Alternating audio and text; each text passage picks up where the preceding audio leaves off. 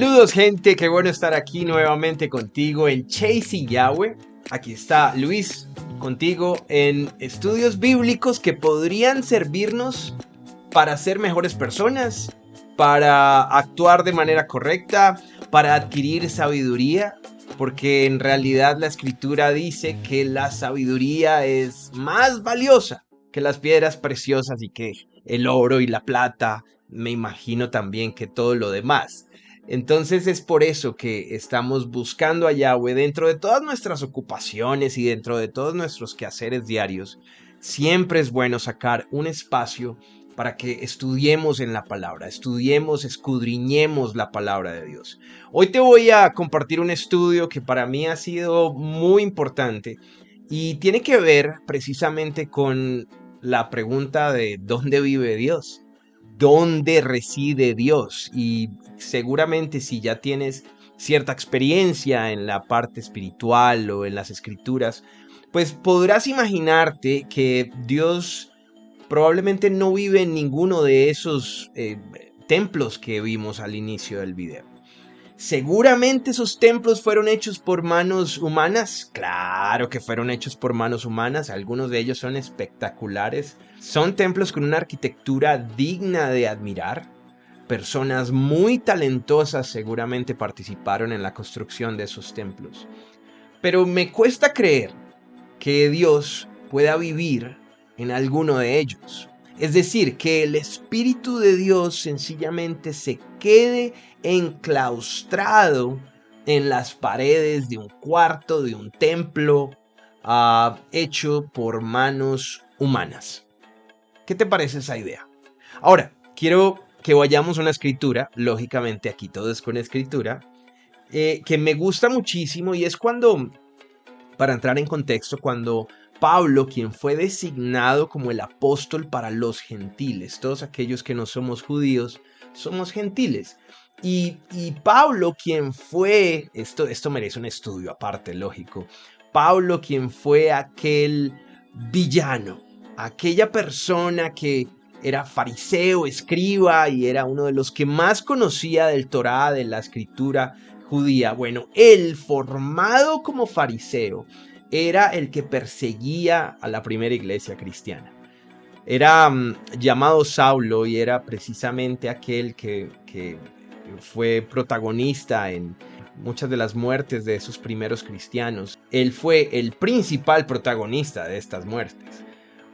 Precisamente una de las que más me tocó fue la muerte de Esteban.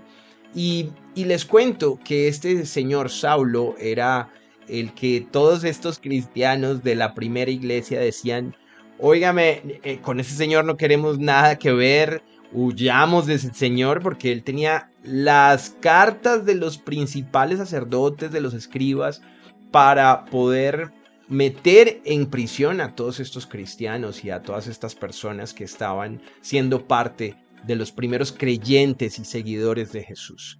Lógicamente, Pablo nunca pudo ver a Jesús en carne, pero sí persiguió a esos seguidores.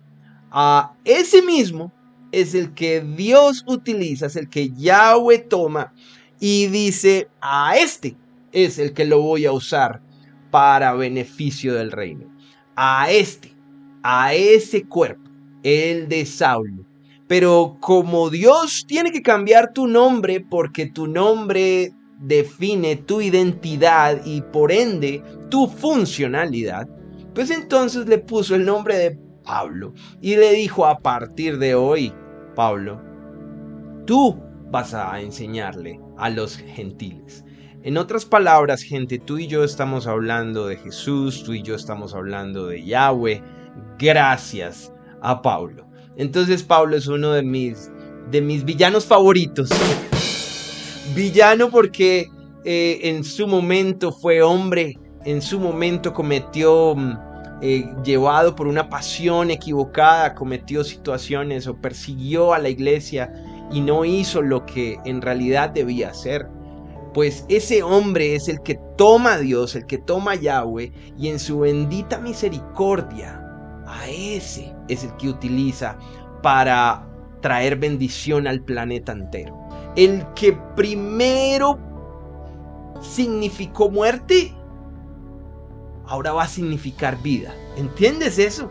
Pareciera muy relevante al primer Adán y al segundo Adán. El primer Adán trajo pecado y el segundo Adán, quien es Jesús, trajo vida. Entonces, gente, quiero que nos concentremos en la siguiente escritura donde Pablo visita Atenas, y en Grecia pues seguramente habían muchas creencias, habían edificaciones y habían templos y habían de pronto esculturas a diferentes dioses que los griegos tenían en cuenta y que creían y que adoraban. Y esta escritura me encanta. Voy a leerla directamente de mi Biblia titular, de la Reina Valera, de 1966, es esta. No, perdón, 1977. Y dice así: mientras Pablo los esperaba en Atenas, su espíritu se indignaba al contemplar la ciudad entregada a la idolatría.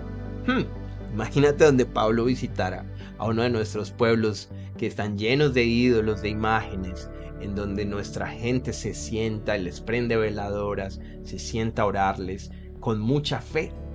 Imagínate donde tú, ya con la sabiduría que te ha dado la escritura, tú puedas mirar esto y puedas sentirte mal en tu espíritu. ¿Por qué? Porque las otras personas están creyendo precisamente en esculturas y en imágenes que en su cabeza podrían representar a ese Dios o a ese mediador con el cual quieres acercarte y que ese te acerque más a Dios. Pero si estás metido en la escritura, sabes que tienes acceso ilimitado al lugar santísimo a través del Espíritu de nuestro Jesús, de nuestro Señor Jesús.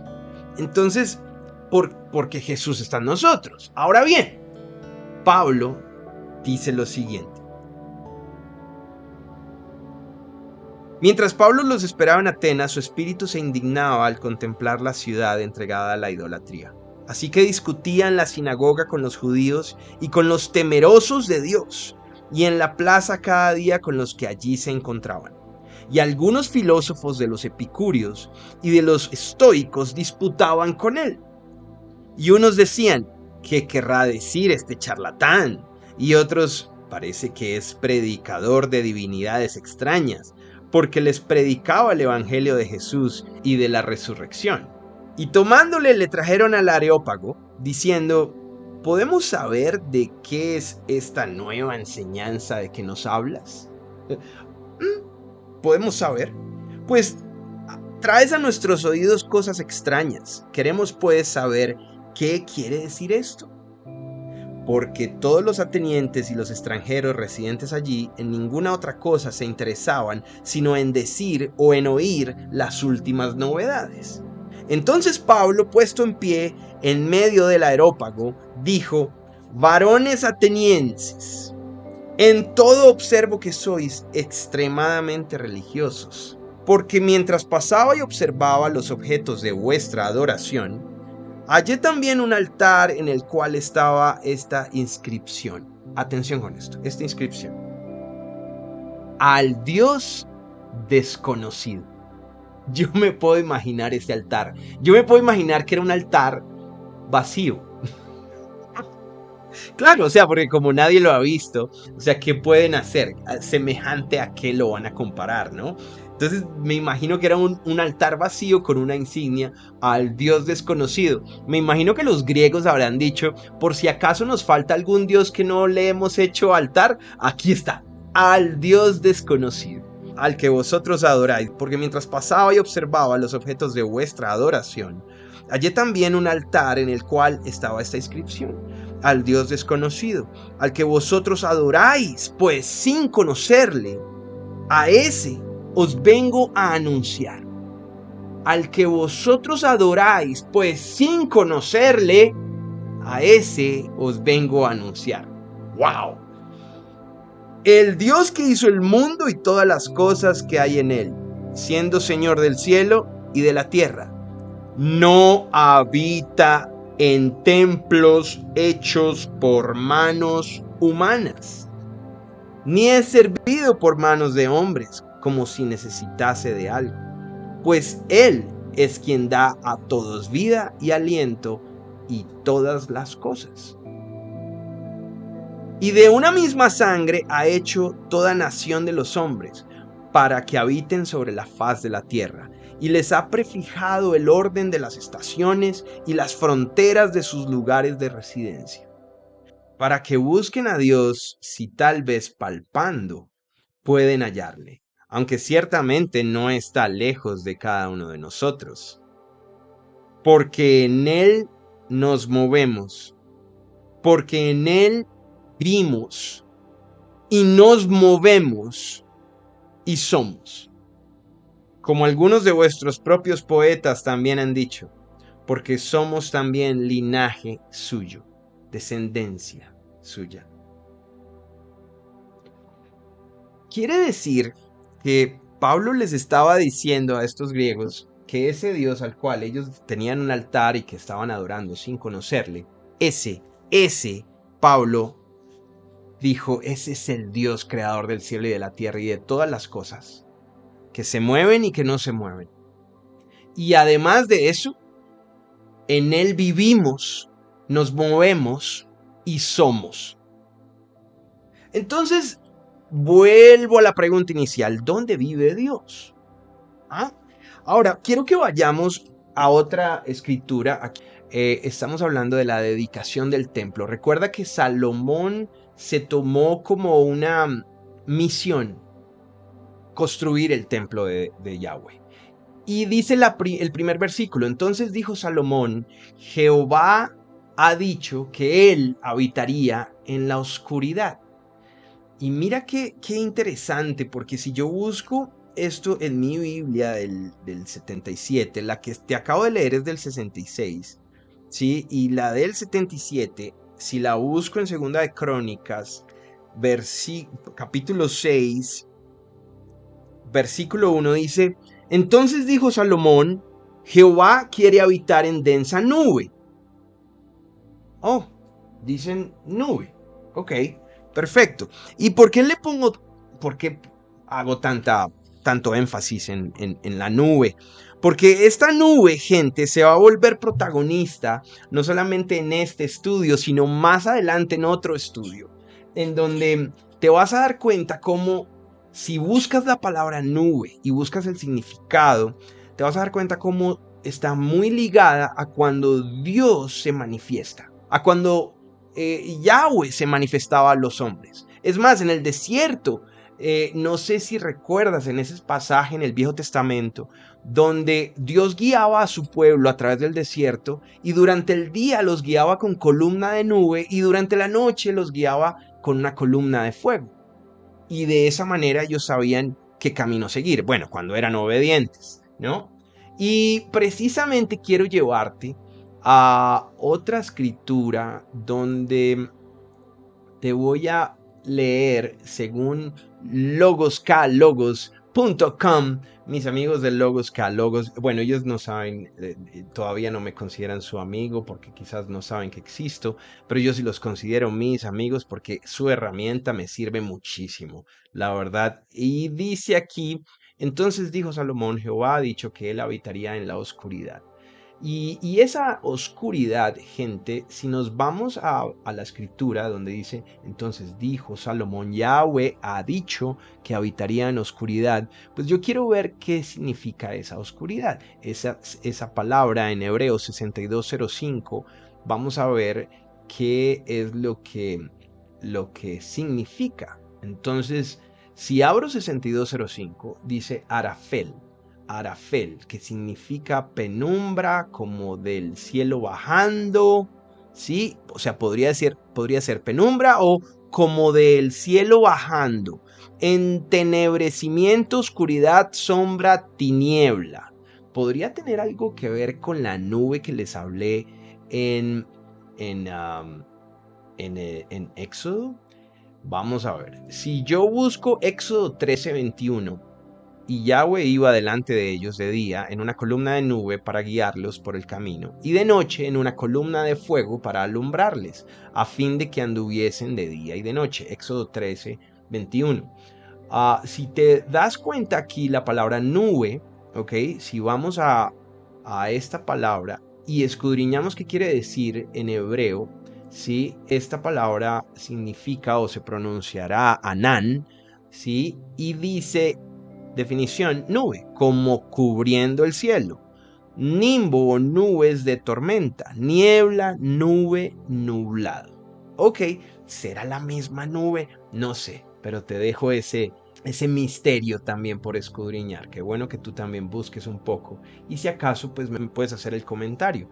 Ahora volvamos a Segunda de Crónicas 6, donde Salomón dice lo siguiente, en el versículo 16. Ahora pues, Yahweh Dios de Israel, cumple a tu siervo David, mi padre, lo que le has prometido, diciendo, no faltará de ti varón delante de mí que se siente en el trono de Israel, con tal que tus hijos guarden su camino, andando en mi ley, como tú has andado delante de mí.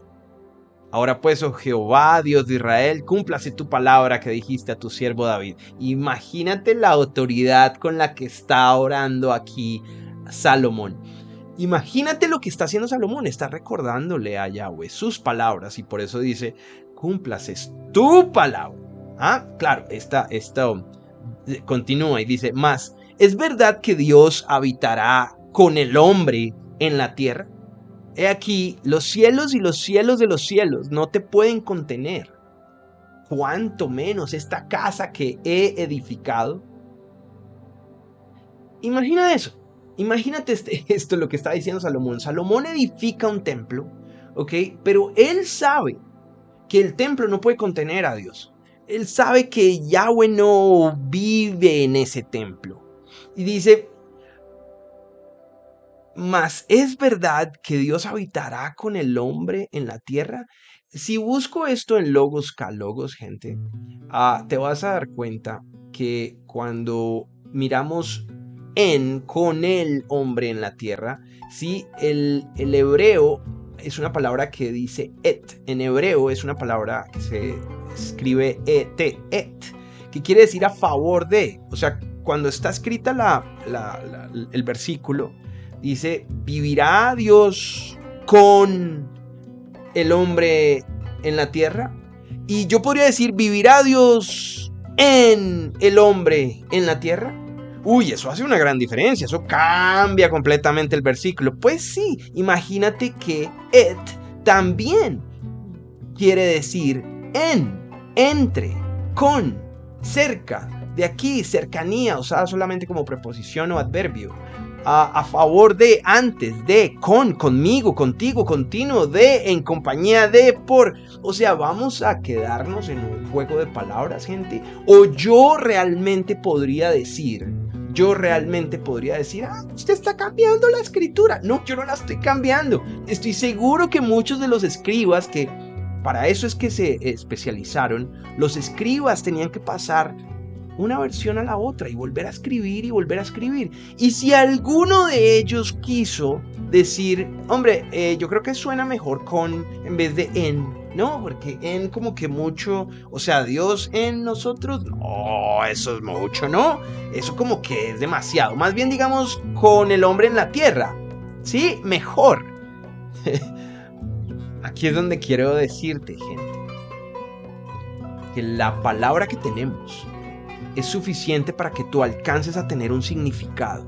Es suficiente para que tú alcances a decir, hey, ¿qué es lo que Dios me quiere dar a entender?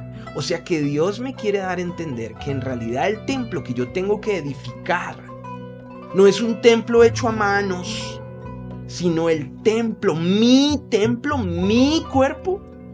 ¿Será ese el templo que yo tengo que edificar así tal cual como Salomón en la historia, en el Viejo Testamento, que es la sombra de las cosas que han de venir, que han de manifestarse en el Nuevo? ¿Será que ese templo del cual hablaba Salomón en realidad es este templo? Entonces, ¿qué tal si nos vamos a la escritura? Donde dice, en Hechos capítulo 7, si bien el Altísimo no habita en templos hechos de mano, como dice el profeta, el cielo es mi trono y la tierra el estrado de mis pies. ¿Qué casa me edificaréis? Dice el Señor. ¿O cuál es el lugar de mi reposo? ¿No hizo mi mano todas estas cosas? Seguro que sí, seguro que sí. A veces somos demasiado tercos. ¿No hizo Dios todo esto? Y, y recuerdan cuando Jesús en algún momento fue acusado por los fariseos y escribas, que él dijo que iba a destruir el templo en 3 días y lo volvería a edificar. ¿Se acuerdan de eso? Óigame, qué amarillistas estos tipos. Oiga, es así como dice realmente la escritura. En Juan capítulo 2, nos vamos al versículo 18. Y los judíos respondieron y le dijeron: ¿qué señal nos muestras, ya que haces esto? Respondió Jesús y les dijo: destruid este templo y en 3 días lo levantaré.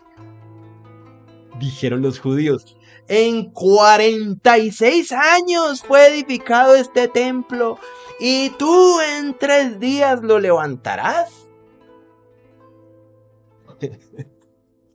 Óigame, da gracia, porque yo me imagino a estos fariseos emberracados, por no decir otra palabra, emberracadísimos, muy mal geniados, diciendo: ¿cómo si en 46 años hemos edificado este templo? ¿Cómo así que tú en 3 días lo destruirás y lo levantarás?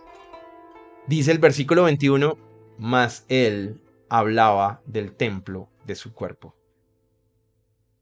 Él hablaba del templo de su cuerpo. Y en efecto, te diste cuenta cómo en 3 días fue destruido ese cuerpo. Destruido. Y después resucitado en un cuerpo de gloria. ¿Estamos bien? Esto es fantástico, gente, porque mira que Jesús mismo habla de este templo que estamos hablando en segunda de Crónicas con Salomón. Jesús habla de este templo. Y seguramente si indagamos un poquito más, te darás cuenta que cuando compras esa sabiduría, cuando compras ese conocimiento divino, cuando adquieres la mente de Cristo, y eso solamente se puede hacer a punta de esto, o sea, a punta de Biblia, ¿me explico? O sea, cómete la Biblia completa para que entonces la mente de Cristo se desarrolle en ti y puedas escudriñar más fácil su palabra y entender más fácil sus mensajes y designios. Y dice en Apocalipsis 3, dice: por tanto 3:18, por tanto te aconsejo que de mí compres oro refinado en fuego, para que seas rico, y vestiduras blancas para vestirte. Significará la vestidura blanca, y que no se descubra la vergüenza de tu desnudez, y unge tus ojos con colirio para que veas. Yo reprendo y castigo a todos los que amo. Gracias, Yahweh. Sé pues celoso y arrepiéntete. He aquí, yo estoy a la puerta y llamo. Si alguno oye mi voz y abre la puerta, entraré a él y cenaré con él y él conmigo. Entraré en él. Si alguno oye mi voz y abre la puerta, entraré a él y cenaré con él y él conmigo.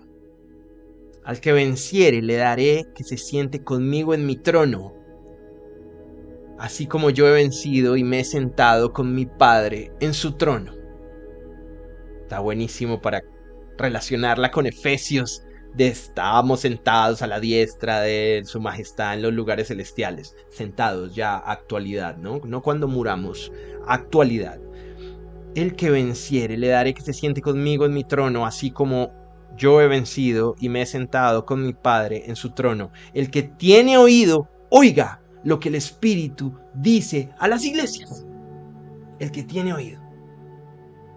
Esto es una maravilla, gente. O sea que Jesús nos está diciendo que va a tocar a nuestro corazón. Y si nosotros le damos entrada, le damos cabida, ¿quién va a entrar en nuestro templo?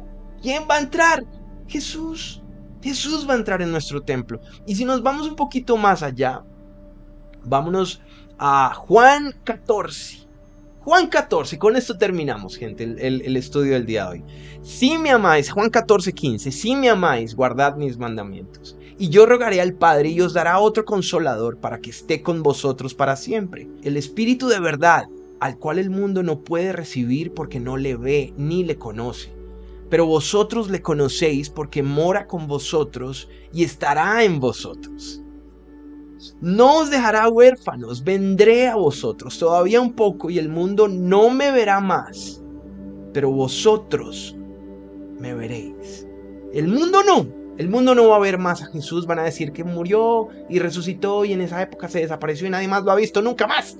Eso es lo que el mundo va a decir. Pero nosotros los creyentes, sí lo vamos a ver. ¿Cómo? Vas a darte cuenta. Vienen más estudios que va a desenredar un poquito más esto.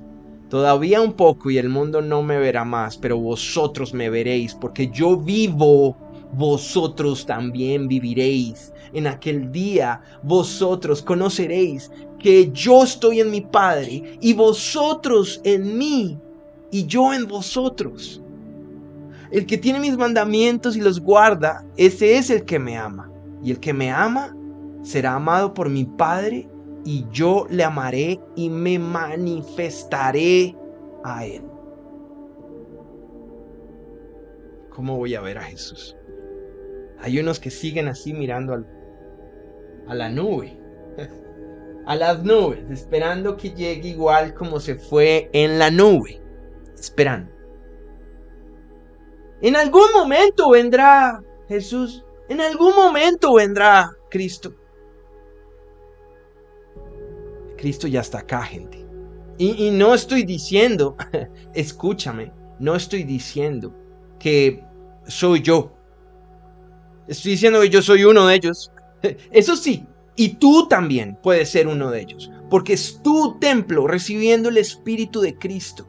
Y si tu templo recibe el Espíritu de Cristo, y si esto que estamos leyendo es cierto, donde dice que yo tocaré, y si me recibes yo entraré en ti, viviré en ti, y si esto es cierto, donde dice en aquel día vosotros conoceréis que yo estoy en mi Padre, y vosotros en mí, y yo en vosotros, entonces en aquel día yo puedo decir, yo y mi Padre somos uno, así como Jesús lo dijo. Jesús me dijo, ustedes harán mejores cosas, mayores cosas que las que yo hago. Mientras estoy en el mundo, yo soy la luz del mundo. Pero cuando yo me vaya, ustedes son la luz del mundo. No sigas esperando a Cristo en las nubes. No vive en las nubes, no vive en templos, no vive en iglesias. Vive en tu cuerpo. Y tienes que ser consciente de eso. Porque si vive en tu cuerpo, entonces, ¿cómo te vas a portar? Entonces, ¿cómo vas a actuar? Entonces, ¿qué vas a hablar? Porque de lo que está lleno el corazón, habla la boca. Tu templo, gente, construye tu templo para que Dios pueda morar en ti, para que su Hijo Jesús pueda vivir en ti. Es lo único, gente, que nos va a hacer salvos, y es que su Hijo viva en ti, el Hijo de Yahweh viviendo en ti.